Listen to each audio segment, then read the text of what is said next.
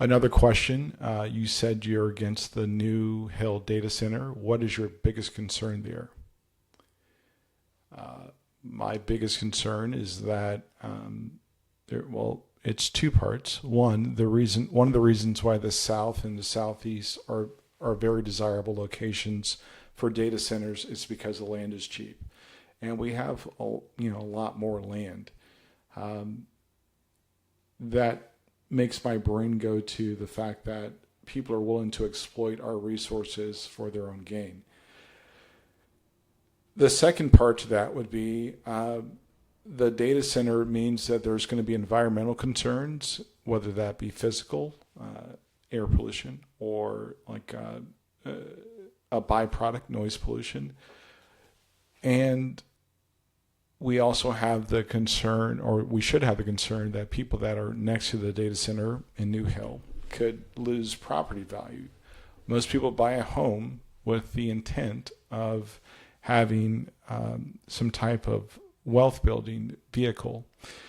Well, there are a lot of studies and a lot of reporting that data centers actually lead to loss in property value. So for me, it's not the right thing. It's a short-term win. We actually gain an increased tax base, and that's it. So whatever they're going to pay in property taxes may be a little bit of an uplift for X amount of time, because there's not a data center that has a 50 or 60 year life cycle.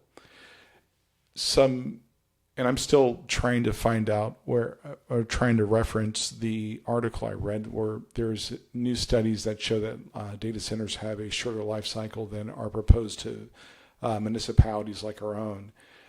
So let's say the data center will be there for 15 years, and I've seen, and I will find them, 3 to 7 years short of the 15 years. Well, then you're stuck with a data center. How do you dispose of the waste? How do you dispose of a empty building? Those are questions that we should be considering, not only the short term, but also the long term. What does a data center look like in 10, 15 years from now?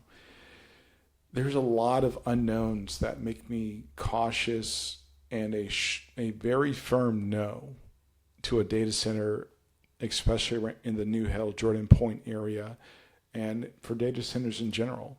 I'm not opposed to having this technology or the capacity to support future technology, but I am opposed to damaging and basically imposing onto people's livelihoods, their lifestyles, their quality of life. I think that's a no-go. So hopefully that answers your question. It's a great question.